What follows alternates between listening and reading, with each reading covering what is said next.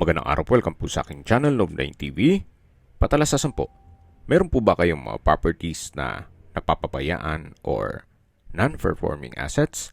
Plan nyo ibenta, pero wala kayong oras sa pagbenta nito. Kung ito'y pagkakatiwala nyo po sa amin, tawag lang po kayo sa aking numero, usap po tayo, gawin ko po ng video for free. Yes, libre po, wala po kayong babayaran. Tutulungan pa namin kayong mabenta ang inyong property. Kami na po bala sa marketing, sa boosting or paid ads. Even sa tripping, hindi na po kayo mapapagod sa pag-entertain ng mga buyers. Kami na po bala sa lahat. Tawag lang po kayo.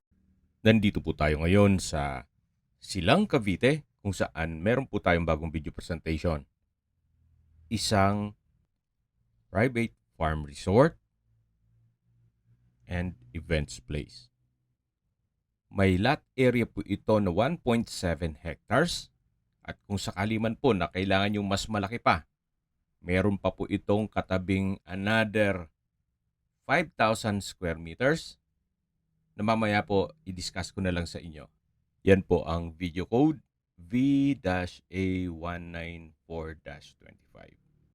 Pwede pong i-package na itong 1.7 hectares plus yung 5,000 square meters or kalahating hektarya.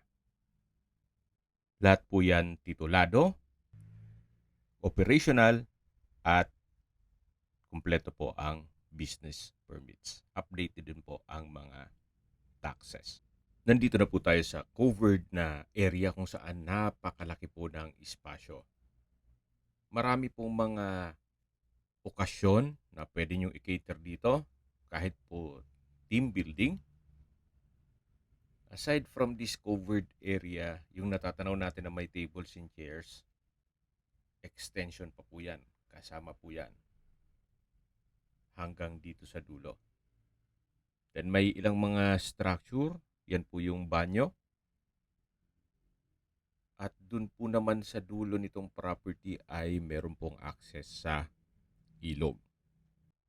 Dito naman po kung sakali man na small families lang naman ang may okasyon, gaya ng binyag, birthday, kasal, anniversary, at kung ano-ano pang special occasion, ito naman po'y pwede na dito kung hindi naman ganun kalaki. Then meron din pong enclosed area. Parang VIP itong structure na to. Pero check po muna natin, dito po sa labas ay may hand wash basin. At dito naman po ay may playground. Dito po sa dulo ay meron pa pong espasyo na pwedeng paglagyan ng mga kagamitan. Balik ulit tayo dito sa loob. Yan po yung extension ng covered area na may mga tables and chairs.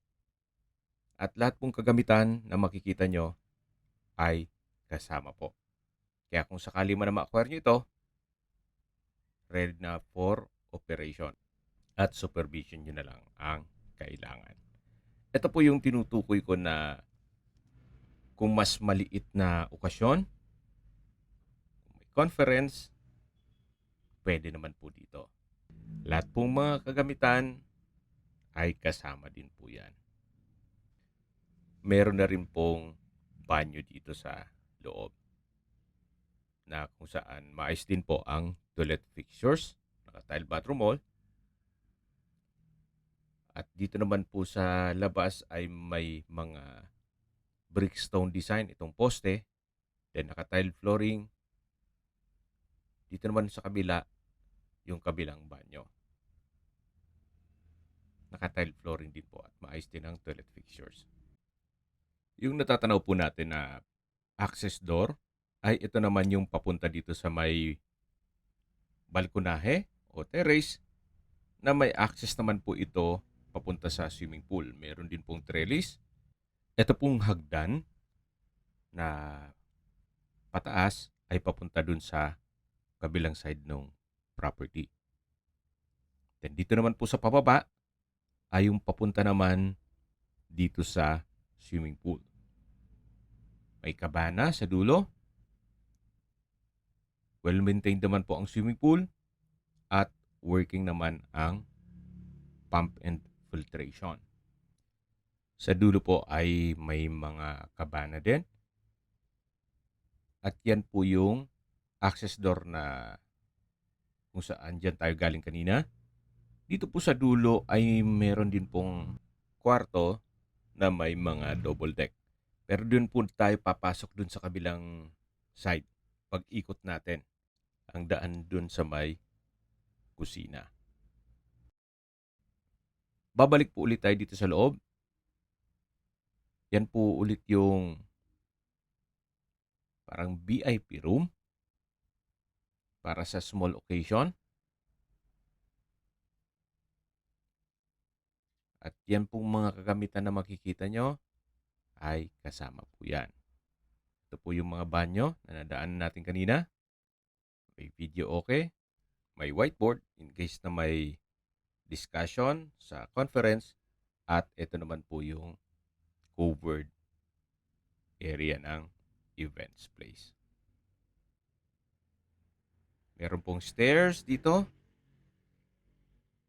At yan naman po yung may access din yan papunta dun sa swimming pool. Pero madadaanan din po muna natin yung kusina o yung kitchen nitong events place. Meron din po itong kitchen countertop, kitchen cabinet, may breakfast table, customized glass window, naka-tile flooring, at ito po yung tinutukoy ko na access door papunta sa swimming pool. Yan po yung kabana na natatanaw natin mula dun sa taas. Bali, dalawa po yan. At meron din pong security gate. Dito po tayo sa may poolside. Ito po yung tinutukoy ko na kwarto na kung saan meron po itong mga double deck. Yung may sliding glass door at glass wall, ito po yun. Malaki naman po ang espasyo nito at ilang guest din po ang pwedeng ma-accommodate dito. Meron din po itong sariling toilet and bath o banyo na kung saan maayos din po ang toilet fixtures. May water closet, hand wash basin, shower, at ito'y naka-tiled bathroom wall. Tunghayin niyo po ulit itong kwarto na kung saan may ilang mga kagamitan na rin siya. May sofa set na solid wood at double deck. Ito naman po yung sliding glass door na may balkonahe. At ito naman yung hagdan na kung saan dito tayo umakyat kanina. At bababa na po tayo para check natin yung bar counter dito sa kabana.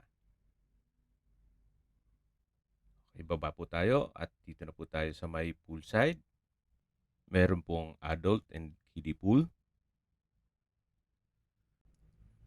Check na po natin itong kabana na may bar counter. Meron din pong high chair. May wine rack, glass rack. May wall-mounted wooden racks. At dito naman po ay meron pong banyo. Check po natin. Maayos naman po ang toilet fixtures. Ganyan itong hand wash basin, water closet, tile bathroom wall, at may bathroom window. Dito naman po yung hagdan o stairs na papunta naman sa kwarto o second floor. Ito po yung naka-metal handrail at railing. Then, tiled staircase. Samahan niyo po ako. Akyat po tayo.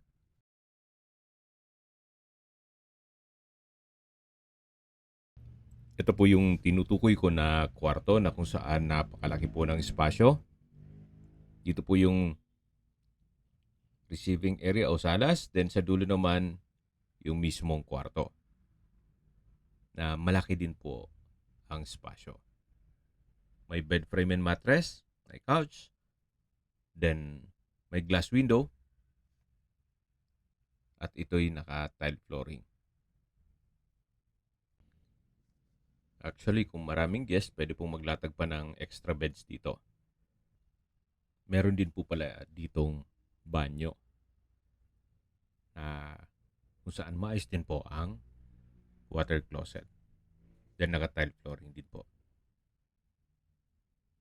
At meron ding exhaust fan at shower. Paglabas nyo naman po ay meron pong overlooking view ng ibang structure nitong property at yung mga puno na parte pa po yan ng 1.7 hectares. Bababa na po tayo. At dito ulit tayo sa may kabana na may bar counter. At yan po yung poolside. Yan po yung hagdan na na-check natin yung unang kwarto. At dito naman po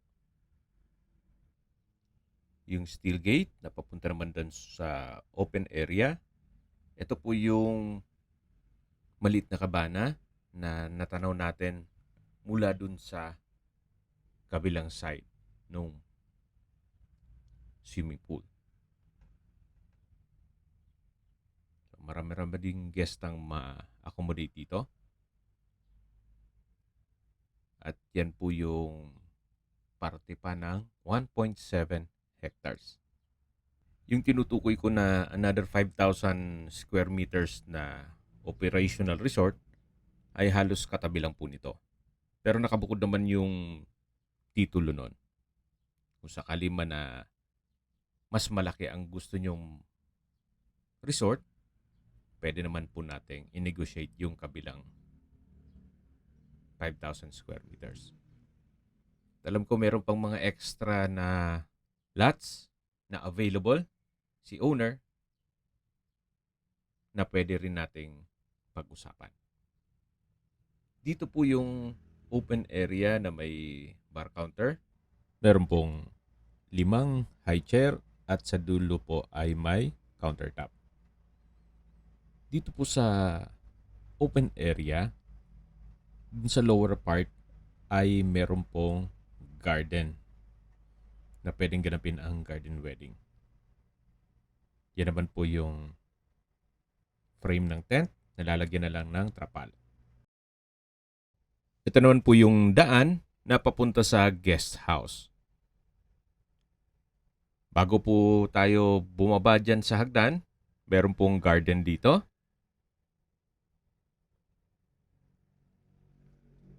May ilang mga ornamental plants. At dito po sa dulo ay meron din pong access na papunta dun sa mga kwarto o parte ng guest house. Sa ngayon po, hindi natin ma-check ito. Upon tripping na lang, pwede nating pasukin yan. Ang ma-check lang natin yung malaking parte nitong guest house. Naka-brick stone design po itong flooring. At may mga hanging plants. May security grill. At yan naman po yung tinatawag nilang red house. May balkonahe, may bench, naka-tile flooring, at bababa na po tayo. Malaki naman po ang structure na to kaya kahit pong ilang guest ay kayang-kaya po dito. May customized glass doors na may metal frame. At bago tayo pumasok, ito po yung common toilet and bath.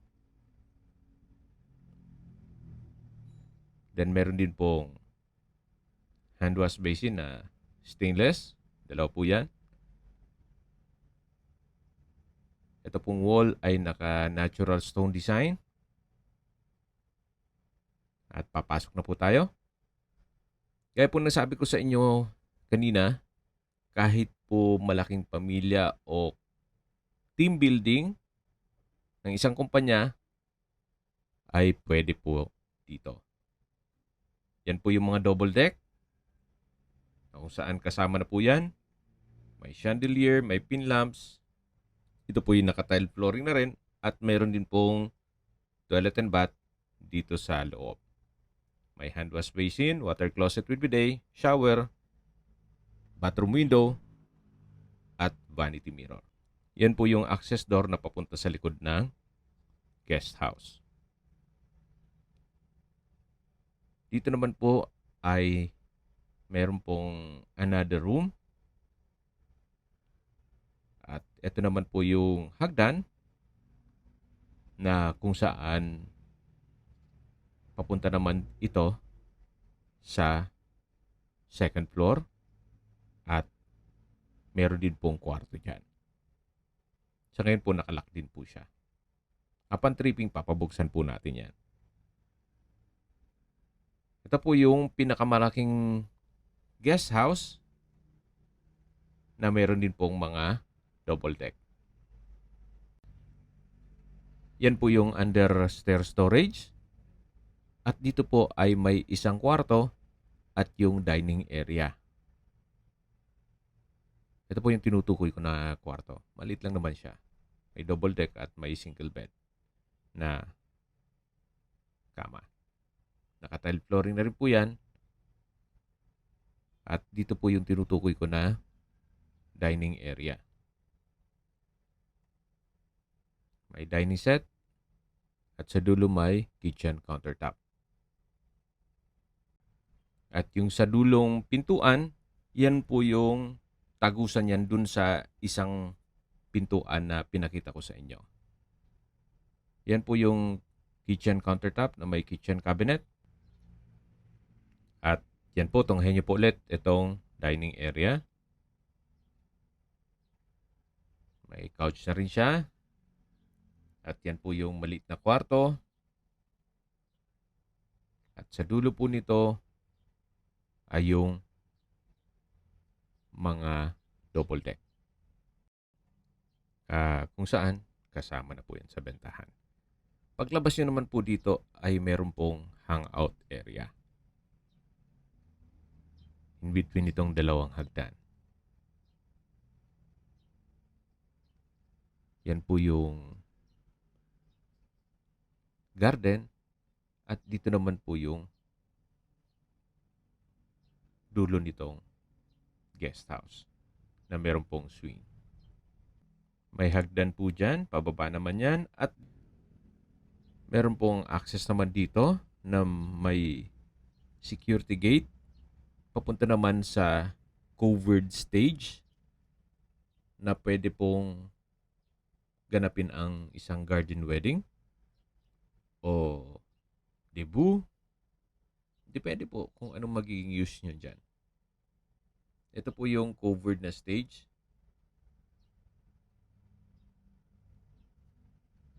At dito naman po yung open space. Maganda po yun, especially pag gabi kung may mga light effects. Meron din pong mga garden set. Parang Instagrammable din po yan ang dating. Mula po dito matatanaw natin yung events place. Ito pong left side, yan po yung open area mula dun sa covered na events place. At mula po doon, meron pong access naman na stairs. At ito pong natatanaw natin, yan naman po ay mga comfort room. So yung mga guest, pwede pong gumamit yan. Gawa ng mas malapit naman yung itong access na stairs. At yung sa taas naman yan, ay yung maliit na kabana. Ito po yung mga tinutukoy ko na banyo, Apat po yan na maayos naman po ang mga toilet fixtures. Ito naman ay pwedeng gawing hangout area. At yan po yung covered na stage kung saan dyan tayo galing kanina. Ito naman yung hagdan papunta naman sa open space. Dito po sa kabilang side naman ay meron pong hagdan papunta sa mga villas.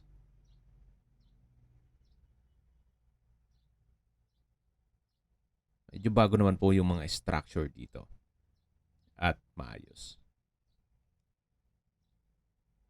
Naka-landscape na rin po dito sa area na to. Itong garden. At sa lower part nito ay meron pong game room o entertainment room. Pero check po muna natin itong mga kwarto. Meron pong hagdan. Akyat po tayo. At may balkonahe. Na may coffee table. Naka-tile flooring. Ito naman po yung unang kwarto. Maayos naman po siya, well-maintained. Kompleto na rin po ang kagamitan na kung saan kasama na po yan. May center lamp, pin lamp. May blinds itong glass windows. May split type aircon. At may sariling toilet and bath. From floor to ceiling tiled bathroom wall. May hot shower set. At may bathroom window. Ito po yung unang kwarto dito sa villa. May 3 bed frame and mattress. Kompleto rin po ang furnishings. May TV. Sala set. At lalabas na po tayo. Yan po yung balkonahe. Ito yung hagdan. At dito naman po sa kabilang kwarto ay kompleto rin po ang kagamitan. Halos same setup. May 3 bed frame and mattress. May 2-seater sofa set. May console table. Split type aircon. At may sariling toilet and bath.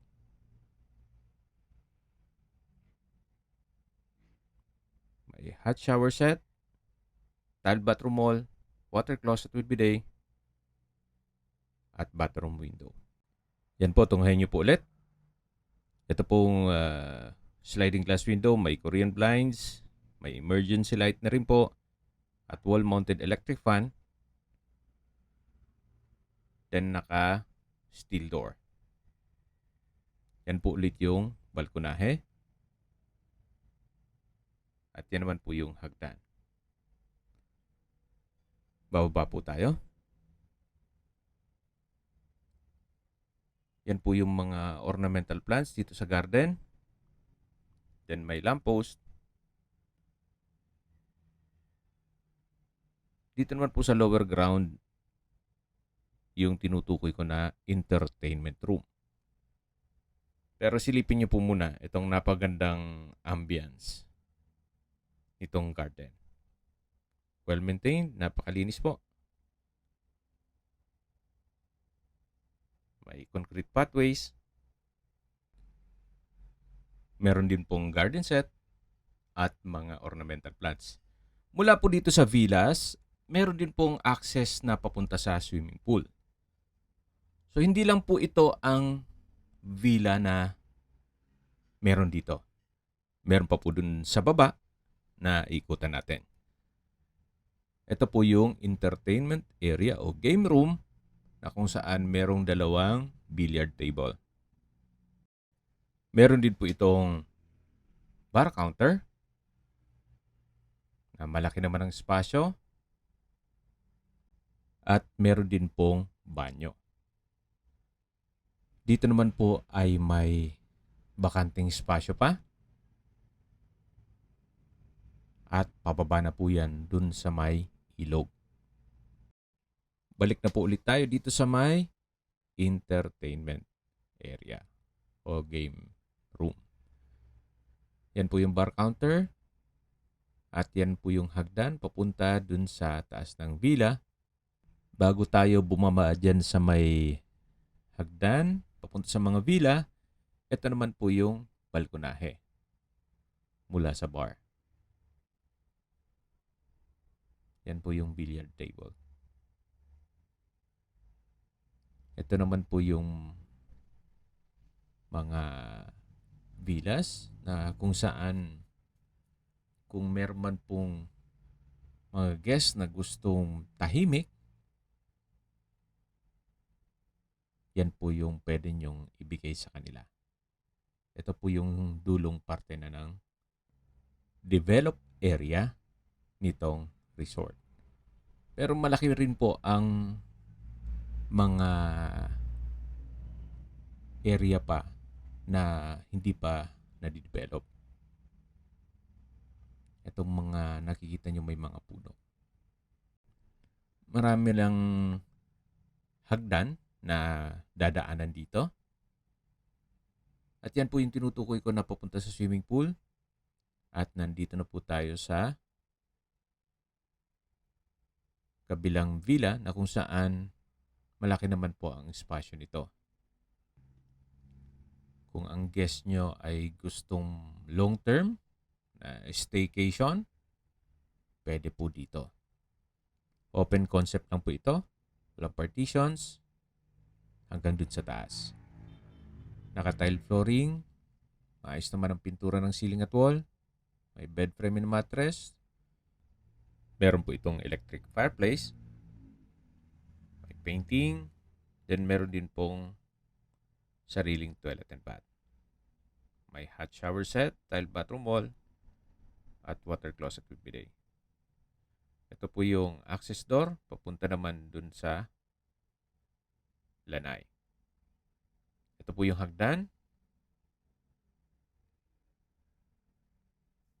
Akyat po tayo. At pwede pong maglatag ng ilang kama dito. Yan naman po yung open below. At habang naglilibot po tayo, pag-usapan na natin ang distance, location, at travel time. Mula po sa bayan ng Silang kung saan kompleto na po doon gaya ng public market, groceries, convenience store, remittance center, banks, schools, church at hospital. Ang distance is 7.2 kilometers at ang travel time is 21 minutes. Yan po yung laging binabanggit sa inyo na dapat nyo i-consider sa paghanap ng property ay yung meron pong malapit na hospital. Hindi ko naman po sinasabing sakitin kayo. Yan naman po for emergency purpose lang naman. At mula naman po sa highway o Tagaytay-Santa Rosa Road, ang distance is 3.8 kilometers at ang travel time is 11 minutes. Mula naman po sa Fora Mall o Tagaytay Rotonda, ang distance is 8.6 kilometers at ang travel time is 19 minutes. Mula naman po sa Tagaytay Flower Market, ang distance is 5.7 kilometers at ang travel time is 14 minutes. Mula naman po sa Manila o sa airport, ang distance is 59.9 kilometers at ang travel time is 1 hour and 22 minutes. Recap lang po sa mga nag-skip ng video. Ito pong property ay nasa Silang, Cavite. Ang lot area po nito ay 1.7 hectares. Ito'y titulado. Updated na po ang tax at business permits. Ito po yung nasa mataas na lugar. Ang estimated elevation above sea level ay 1,417 feet. Malayo na po ito sa 14 kilometers danger zone. At kung sakali man po na gusto nyo mas malaki pang lot area, meron po itong katabing another 5,000 square meters na kung saan pwede nating i-negotiate kay owner. Yung video code po ay na-i-flash ko na sa unang parte nitong video. Lahat pong kagamitan na nakita nyo ay kasama po. Ito po'y operational. At ang kulang na lang po dito kung sakaling ma-acquire nyo ay konting retouch nitong mga pintura at inyong supervision. Ito po yung tinutukoy ko na access naman mula sa villas papunta sa swimming pool. At yun naman po yung bar counter. Natatanong natin. At dito naman yung garden. Okay, sa presyo na po tayo. Binibenta po ito ni owner sa halagang 195 million pesos. Kung interesado po kayo, pwede po tayo mag-counter offer. Tungkol naman po sa dokumento, walang problema, malinis po. At ready na po for transfer. Ito po yung likod na parte ng bar counter at yung poolside na naikutan natin kanina. At yung unang kwarto, matatawag natin dito. At yan naman po yung papunta sa covered na o enclosed area para sa small occasion. Then pag diniretso nyo yan, doon naman yan sa open space. Ito naman po yung hagdan na papunta na naman ito sa taas na ng property. So, hindi mabuboard po ang inyong guest. Pwede po nila itong ikutin ng ikutin para malibang naman sila. At pwede silang magpa-picture. Yan po yung property line. At dito naman po, ang labas nyo nito ay dun na sa may entrance.